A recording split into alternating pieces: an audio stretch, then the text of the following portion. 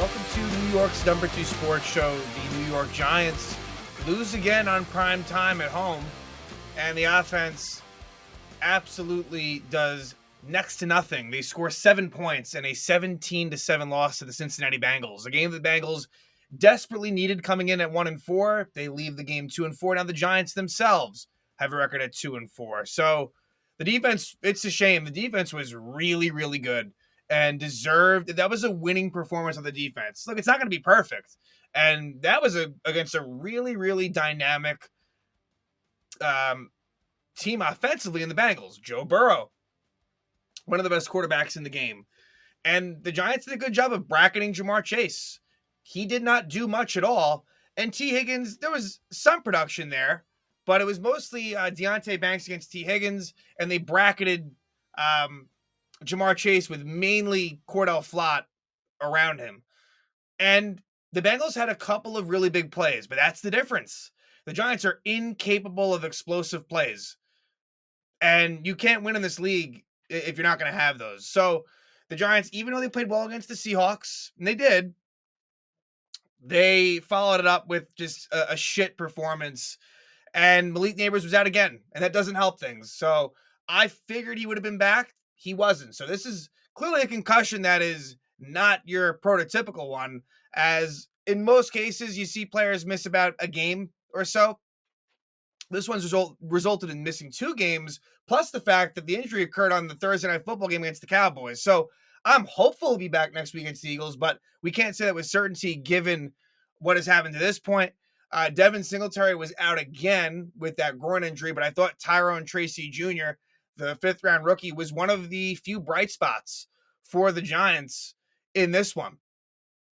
Even though his rushing output wasn't great, I think it was like 17 carries for 50 yards, did get a rushing touchdown, the one touchdown the Giants have, and did a lot in the receiving game, 6 catches for 57 yards. But yeah, the offense really bad. Daniel Jones just not good. And now he's 1-14 on prime time. That is just crazy. And I think the stat was he hasn't had a touchdown. I'm guessing it's a passing touchdown, but something to that effect in maybe the last 7 of those, primetime games. So just incapable of making the deep connection to anyone, but also the one interception that he had was really, really bad. Inexcusable, where he was about to take a sack from former Giant B.J. Hill, and that was a great trade for the Bengals in acquiring Hill from the Giants, and it was intercepted by Jermaine Pratt, and that was the situation where the Giants were looking to at least get 3 points, if not more, and it doesn't happen. So that was a bit of a killer. On the defensive side, just going through sort of some of the injuries, Kayvon Thibodeau, a bit of a surprise injury where I had no idea leaving the Seahawks game that he was hurt, but it's a wrist injury for Thibodeau. He's on IR, placed on injured reserve, and it seems like he'll be out at least like 4 to 6 weeks. So that's a big loss. However, it wasn't felt so much in this game as Azeez Ojulari stepped in for Kayvon and did a really, really good job. He had a sack and really should have had another one. It was kind of like a Matthias Kiwanuka, Vince Young play, if you remember, from a little less than 20 years ago, which is crazy to think about. But yeah, and it was basically no harm, no foul. But he let Ojulari let Burrow go. But he was really good. Brian Burns was all over the place. Burns, he had a sack. So Ojulari had 2 sacks. Burns, so I guess Ojulari could have had 3 sacks. Burns with 1. But I thought Burns was very noticeable. And Dexter Lawrence, of course, he had a sack himself. So he has 7 sacks in the season. That is second in the NFL. So, yeah, that defense was really, really good. Jamie Gillen, as far as, let's talk a little special teams. Jamie Gillen ends up being out with a hamstring injury. Now, the smart thing was that they actually did have a healthy punter in Matt Hawk, who's a former Dolphin punter and Bill punter. He's been in a couple other places as well, but I guess there's that Bills connection with Shane and Dayball. And, he was the holder too. And, some punts were okay. Some weren't great. It's somewhat inconsequential, but Jamie Gillen, we'll see. Hamstrings can be tricky. So I'm not sure what we're looking at if it's a multi-week situation. But as far as the kicker thing goes, I don't see how you can have Greg Joseph as your field goal kicker going into next week. Now, there's the chance that Graham Gano could be back, although I haven't heard anything about it. He's technically eligible to return from IR next week. So if he's healthy to go, obviously he'll be back, and then that's problem solved. But if he's not, I still think the Giants should consider replacing Greg Joseph. Missed a couple of field goals, one that was bigger than the other. The second one he missed, the game was pretty much over by then, but that sealed it. The one before would have tied the game up at 10. And I think it was like a 47-yard field goal. Both of them were very similar misses. So that's kind of the injury front. Although coming out of this game, you got to hold your breath. Andrew Thomas, he's getting an MRI on his foot. So I believe he didn't miss any snaps. He had a tough matchup with Trey Hendrickson, and Hendrickson won a few. I mean, Hendrickson had a couple of sacks, but Thomas did hold his own. Not one of his best performances by any means, but I thought that they did give Jones enough time to pass for the most part, but you definitely felt that pressure from BJ Hill, like I said, from Trey Hendrickson. But yeah, hopefully Thomas is all right. If he's out, that just changes the game completely, without question. So, yeah, like I said, Giants defense really deserved better. A couple of big third down and long conversions for Cincinnati, which we'll get into, and that hurt the Giants. But again, they were pressuring Burrow. They had one turnover, which was a fumble recovery by, I believe, Micah McFadden, and it was caused by I think Bobby Okereke was the one that caused it on Zach Moss, and that did lead to the Giant touchdown drive. But they also had a chance. Jason Pinnock, who actually left the game with injury at one point, but he came back in late. Chase Brown had a fumble at around the 2 minutes left or so, and the ball ends up going out of bounds. But it was a play that Pinnock probably should have recovered, and then the whole situation could have been completely different. So that was a missed opportunity. One thing with this defense is the only interception that I seem to remember was Darius Mawaso in week 1, which was a weird interception. Like, that is, as good as this defense has been, they deserve credit. Yeah, they're not a defense that necessarily gets interceptions, which you'd like that to improve. But yeah, like, to hold Cincinnati to 17 points, and really that's almost kind of it really should have almost been less than that even, because you got that late sort of that late Chase Brown touchdown to make it 17-7. Defense was phenomenal. And the offense was worse. Like, the offense, as good as the defense was, the offense was worse. It was so bad. And I don't know if the stats will necessarily bear that out. Let's just look at the stats real quick. First downs were 24-13 Giants because of the methodical nature that the Giants have to have, because they don't have big playability. Total yards are very similar. Time of possession, the Giants' time of possession was about 8 minutes 34 minutes for the Giants, 26 for the Bengals. Giants only took 2 penalties. Like I said, the turnovers were even at 1. You look at the stats, and the Giants could have easily won this game. Here's the big thing. Yards per pass, 5.7 for the Bengals, only 4.4 for the Giants. Again, it's all such low volume stuff that it's not going to get it done. And the other thing too, Giants had 5 fourth down conversions. They successfully converted on 3 of those 5. So 2 big misses that we'll talk about. One of them I thought, and look, generally speaking, I do like when coaches are aggressive. So I don't have a major problem with it. But the first one that failed early in the third quarter, with the way the defense was playing, I think punting was probably the sensible move. But as someone that's kind of criticized Dable for being a little bit too conservative, I'm not going to go crazy about it. I'm just not. Now, before we go into the play-by-play, just for some stats from the Giants end, Daniel Jones, 22 for 41, 205 yards, no touchdowns and an interception. Again, a bad night for Daniel Jones. On the ground, got some things done, 11 carries, 56 yards. He definitely, a lot of QB sneaks, but also, all these are like design run plays for Jones, and, did have some success with it, but nothing crazy. And I guess, this is incredible. The longest play was there was 3 15-yard receptions by Slayton Wandale and Theo Johnson. Long story short, a 15-yard reception was the longest play that the Giants had individually all game. That it's impossible to win that way. And they did have one big play to Darius Slayton that would have been, I'll see it when we go through the play-by-play, that was probably a 40 to 50-yard play that was called back due to ineligible man downfield, Andrew Thomas. It was a RPO, and it was the right call. Thomas was well beyond the line. No complaints from Dable after the game. It was the right call. But yeah, so even the times when they get a chance to have a big play, it gets taken away. Tyrone Tracy Jr., one of the few bright spots, as I mentioned before. Rushing numbers not great. 17 for 50. He did have a touchdown, and receiving 6 for 57. But I like what he brings, and to me, I'd prefer him getting more run than Devin Singletary when he returns. Darius Slayton kind of, again, operated as the number one receiver. 6 catches for 57 yards. He did draw a big pass interference penalty as well, where he actually got hurt, was concussed, but came back in, cleared protocol, and then that's when the Giants got that touchdown. Look, there were a couple of Darius Slayton drops, no doubt about that. But, again, I don't really have many complaints with him. It's just he's in a role that's probably a bit unideal. Like when Malik Neighbors is out, like, should he be your number one? No, but he can hold the zone in that role. Wan'Dale Robinson, it's all short yardage stuff. His role is very symbolic of the Giants offense. 5 for 50 on 11 targets. Like, come on. That's you got to be capable of moving it a little bit further downfield. It's all short stuff with Wan'Dale. No pun intended. Theo Johnson, 3 for 30. So Theo, a little bit involved, but less than last week. And again, Jalen Hyatt, only 1 catch for 6 yards on 4 targets. Like, it's just, it has been worse than his rookie year. His rookie year, he flashed every now and then.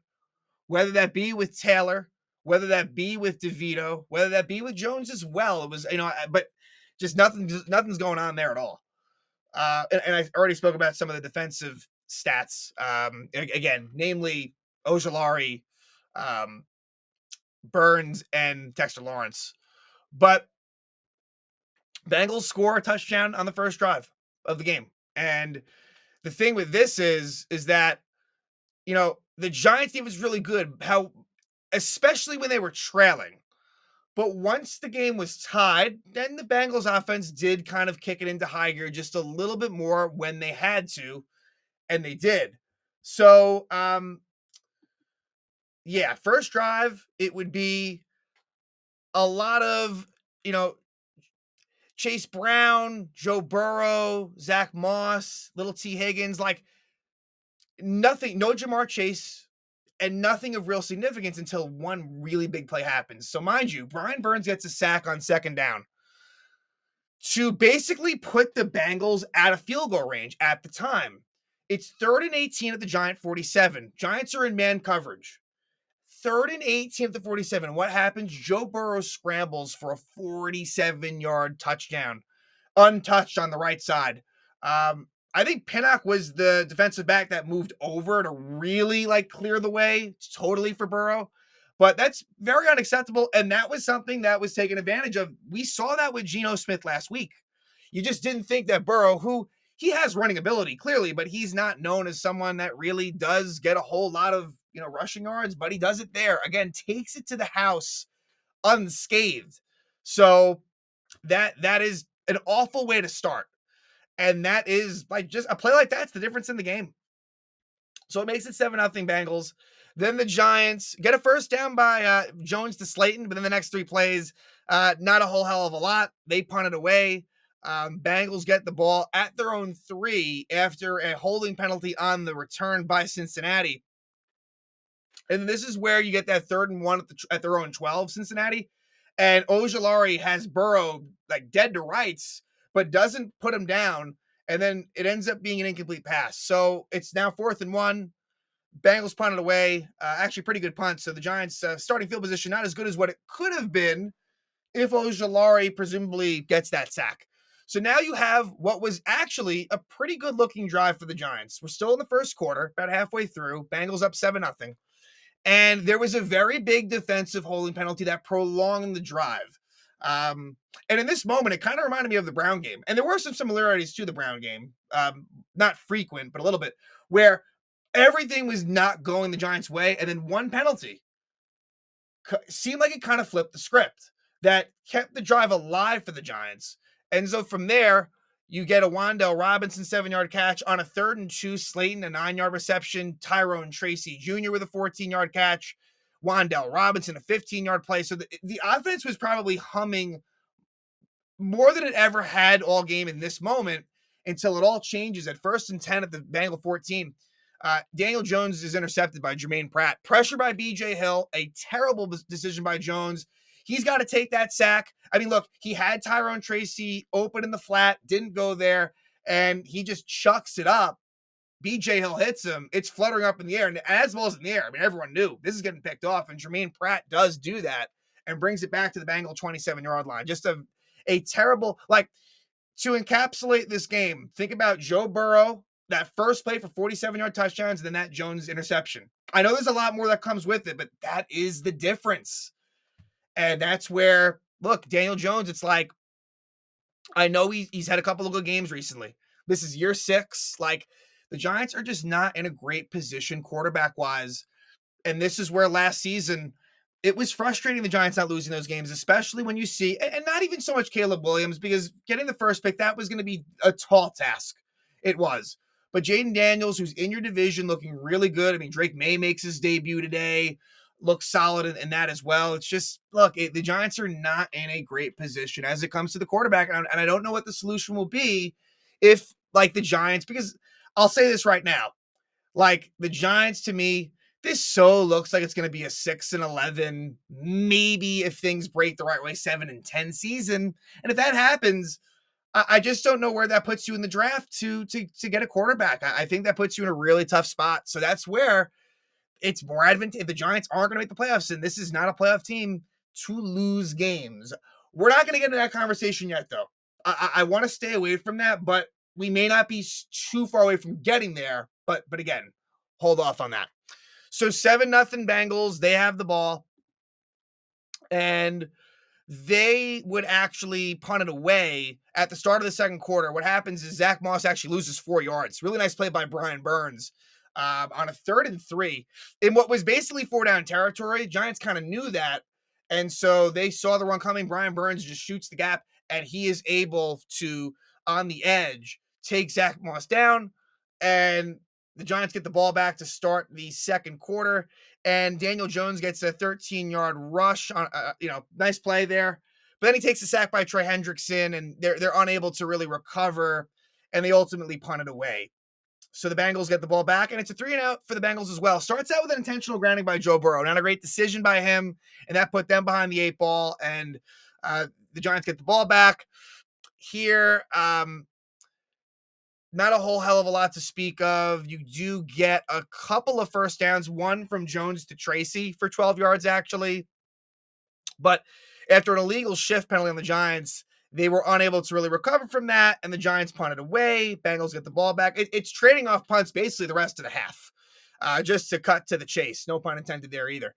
T. Higgins with a 24-yard catch for Cincinnati, but they're unable to get it into Giant territory. Giants defense holds firm there, and then the Giants get the ball back at their own 9, and they have to punt it away at around the 2-minute warning. And this was the play. The first play of this drive was the Slayton 56-yard reception, but Andrew Thomas is called for an eligible man downfield. That's an absolute killer there. And so the Giants punt it, but give the Giants defense all the credit in the world because the Bengals have pretty good starting field position. And Ojulari gets 2 sacks on this drive. And so we go to half with the Bengals up 7-0. Giants get the ball to start the second half. And this is where on a 3rd and 10, it's Jones to Theo Johnson for 8 yards. Interestingly enough, Jermaine Illuminor is actually, it's an illegal formation penalty on the Giants, but it's declined by Cincinnati. Cincinnati thinking, okay, the Giants will punt it away. They don't. The Giants actually go for it, and it's an incomplete pass from Daniel Jones to Wan'Dale Robinson.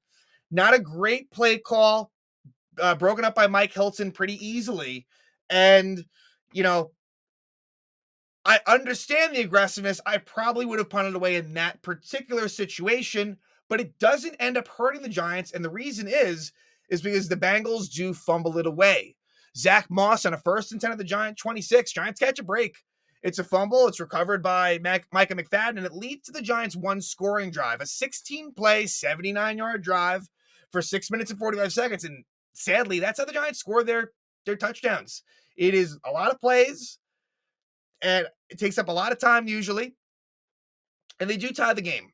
So a lot of Tyrone Tracy on this drive, and the real big thing is they go for it again on 4th and 2, very similar field position to the one before, but this time they get it. A nice play where run pass option. Well, I wouldn't even say that. It was either Daniel Jones was going to take it himself or flip it to Tracy. He flips it to Tracy. Tracy makes a nice little move to get the first down.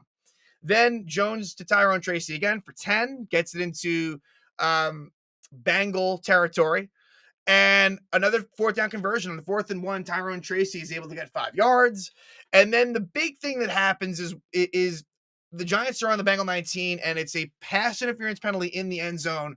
Darius Slayton battling for position, taken down, and they get the ball to the 1 yard line on the first play. Tyrone Tracy gets the touchdown to tie it up at 7. And in thinking about it, I should know this answer because it's probably obvious one way or another. That Tyrone Tracy's first touchdown of his career. I don't believe he didn't have a touchdown last week. So yeah, no likely that was just that hadn't, they might have said that on the broadcast, and if they did, I didn't hear it. So yeah, that makes it 7-7. But the Bengals do come back and get a field goal. Now it could have been worse. But again, like, you want to kind of have that shutdown drive after it's tied up. But hey, the Giant defense had been really good, and it was only 3 points, so not a big deal. But the first play, Jamar Chase didn't do much, but he does get a 33-yard catch on this one. Kind of not a great job by Cordell Flott, not a great job. It was either Drew Phillips or Tyler Nubin that kind of goes a little bit out of position. And so, yeah, good play from Burrow to Chase. That's obviously the combination. Another catch by Chase on this drive.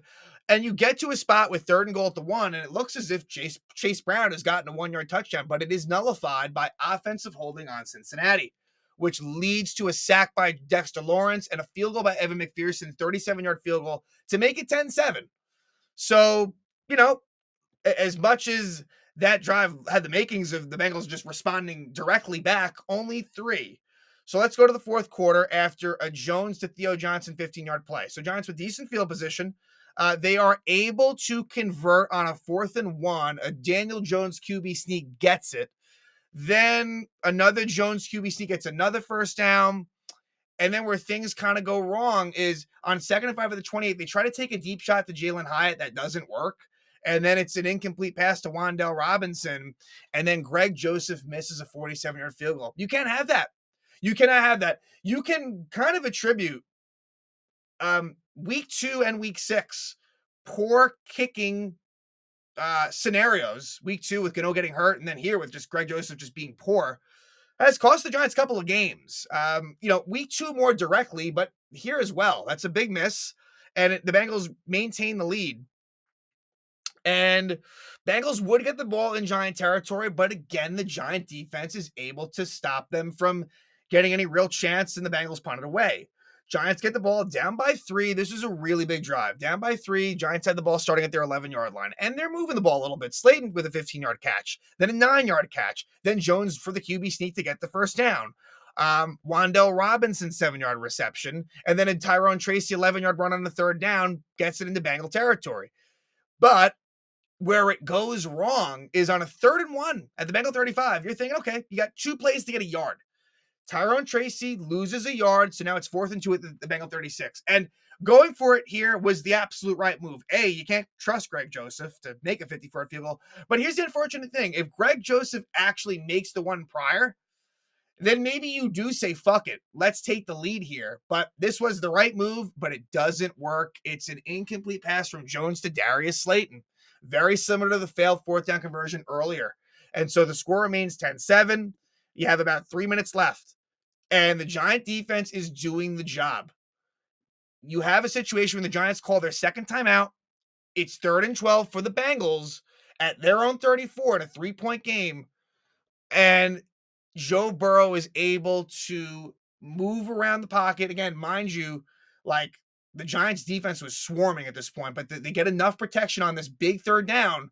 2 really big 3rd down conversions for Cincinnati. It was that Burrow 47 touchdown earlier and this one. and it was a catch made by Ashavaz. I'm probably saying that incorrectly. Um, but the third receiver for the Bengals, who's actually kind of made some contributions this year for Cincinnati in different situations, he gets the first down reception, 29-yard catch, and that was huge right there. But then the next play is with 2:05 left. Chase Brown, a 7-yard run. He actually fumbles it. I think it was caused by Micah McFadden, and Jason Pennick had a chance to recover it, doesn't, and the ball goes out of bounds. So a really big missed opportunity for the Giants to totally swing the momentum and the feel of the game, but it stays Cincinnati ball. And so then Cincinnati seals the deal with a 30-yard touchdown run by Chase Brown to make it 17-7. Technically speaking, and I spoke about this last week, but it applies here too, Chase Brown really should have actually went down before he scored, because if he does that, it would have just been victory formation for Cincinnati the rest of the way. There was never a doubt that they would lose the game, but technically speaking, if they somehow did, you could trace it back to that. But Chase Brown, 30-yard touchdown, and so the Giants get the ball back with a timeout, down 10, and they do move the ball a bit. There was a defensive pass interference drawn by Jalen Hyatt, a Wan'Dale Robinson 15-yard catch along the way, Darius Slayton a 10-yard catch. And so it sets up a situation where they spike the ball with 56 seconds left and they go for the field goal, which I understood that. I know some, including Dan Duggan, said, hey, take some shots at the end zone. You needed a field goal and a touchdown. Hey, might as well take care of the field goal there, but Greg Joseph misses it again. 45-yard field goal missed. And even if he makes it, it would have been a long shot to tie it up, but that completely ended it. And then you get a couple of kneel downs by Joe Burrow. Final score, Bengals 17, Giants 7. They are now 0-3 at home. MetLife Stadium has been a disaster for the Giants really for years, and then especially in prime time. So now let's set it up for next week. Eagles, Giants, the return of Saquon Barkley to MetLife Stadium. To me, this game is a game where it's kind of, and look, like, you don't want to make the declaration too early, but I think if the Giants lose to the Eagles, then that puts you at 2-5 and 0-3 in division.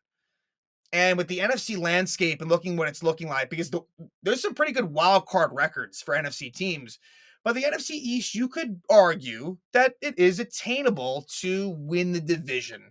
Like, Washington leads it at 4-2, but as good as they've been, obviously, look, it's not a team that's had a whole lot of success in recent years. So to me, this Eagle game is kind of the tipping point. They win it, sure. Like, I don't think they're going to make the playoffs, but you can still have hopes. You lose it, I really think at that point it's basically donezo as far as any faint chance that they get in. But the big storyline will again be Saquon Barkley, who is healthy, who has had his ups and downs with the Eagles, but that is going to be something to see. What's the fan reaction going to be? A big game for the Eagles as well. They're coming off of a close win against Cleveland. The Eagles have not been very impressive. This is a very winnable game for the Giants. In fact, I wouldn't be surprised if they do win that game, especially because it's not a primetime game. It is a 1:00 start. So we shall see. But, kind of the same old script for the New York Giants here. The offense completely flounders. A very pathetic performance by Daniel Jones. The offense, they lose on Sunday Night Football to the Cincinnati Bengals by a score of 17.